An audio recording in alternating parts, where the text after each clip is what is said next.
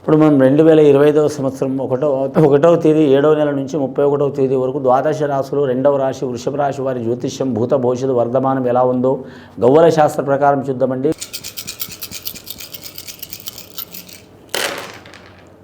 వృషభ రాశి జాతకంలో 4 గవ్వలు పడ్డాయండి. వీరికి 4 దిక్కుల నుంచి ఇబ్బందులు తప్పవండి. వీరి జాతక బలానికి ఒకటి కుటుంబ పరంగా ఇబ్బందులు వచ్చే అవకాశాలు ఉన్నాయి. రెండవది చేసే వృత్తిపరంగా ఇబ్బందులు వచ్చే అవకాశం ఉంది. మూడవది రుణపరంగా ఇబ్బందులు వచ్చే అవకాశం ఉంది. నాలుగవది ఆరోగ్యపరంగా ఇబ్బందులు వచ్చే అవకాశం ఉంది. నమ్మిన వారు ఇబ్బందులు పెట్టే అవకాశం ఉంది వీరికి. కానీ వీరు వ్యాపారస్తులు అయితే మాత్రం పార్ట్నర్షిప్ వ్యాపారం చేయకూడదండి. చేస్తే మాత్రం చాలా జాగ్రత్త పాటించాలి. కొత్తగా వ్యాపారం చేసేవారు అస్సలు చేయకూడదు. ఈ రాశి వారి జాతకంలో చెప్పాలంటే మాత్రం రాజయోగం ఉన్నది, కానీ మాత్రం నరఘోష ఎక్కువ ఉన్నది. ఈ నరఘోష పోవడానికి లక్ష్మీనరసింహస్వామి సందర్శనం చేయటం, పూజ చేయటం, సుదర్శన హోమం చేయటం చాలా వరకు మంచిది. ఈ రాశి వారి జాతకంలో చూడాలంటే మాత్రం వృషభ రాశి రోహిణి నక్షత్రం వారికి చాలా అదృష్ట బలం ఉన్నది, కానీ అలాగే నరఘోష కూడా అధికం ఉన్నది. స్త్రీలకు అనుకూలంగా ఉంటుంది, పురుషులకు మాత్రం అనుకూలంగా ఉండదు. బాలబాలికలకు మాత్రం కలిసి వచ్చే అవకాశాలు ఉంటాయి. విద్యార్థులకు మతిమరుపు చికాకులు వచ్చే అవకాశాలు ఉంటాయి. స్కూల్లో చదివితే, కాలేజీలో చదివితే ఇంట్లో గుర్తుండదు, ఇంట్లో చదివితే కాలేజీలో హాస్టల్లో గుర్తుండదు.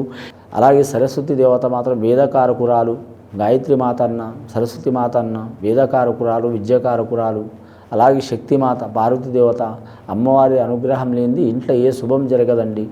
పిల్లలకు కానీ, బాలలకు కానీ, స్త్రీలకు కానీ, పురుషులకు కానీ ఎవరికైనా ఆమె నుంచి మంచి జరిగే అవకాశాలు ఉన్నాయి.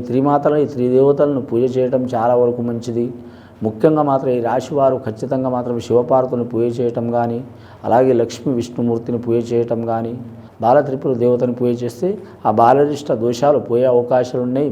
వీరికి అన్ని వారాలు అనుకూలమే ఉంటుందండి. శుక్రవారం చాలా మంచిది. అష్టమి శుక్రవారం కానీ, అష్టమి అమావాస్య కానీ వీరికి మాత్రం లక్ష్మీదేవతను పూజ చేయటం చాలా వరకు మంచిది వీరి జాతక బలానికి. కానీ ముఖ్యంగా మాత్రం వీరి జాతక బలానికి లక్కీ నెంబర్ 6 వచ్చే అవకాశం ఉందండి. నార్త్ సైడ్ మంచిది వీరి జాతక బలానికి. ఇల్లు కట్టాలనుకునే వారు, కొనాలనుకునే వరకు, స్థలం కొనాలనుకునే వరకు, తీసుకోవాలనుకునే వరకు అనుకూలమయ్యే అవకాశం ఉంది. గత కొన్ని సంవత్సరాల నుంచి పడుతున్న చికాకులు ఈ ఆషాఢ మాసంలో సగానికి సగం తొలగే అవకాశాలు ఉన్నాయండి. ముఖ్యంగా వీరికి మా జాతకంలో చెప్పాలంటే గురు, శుక్ర, మంగళవారం మంచిది వీరి జాతక బలానికి.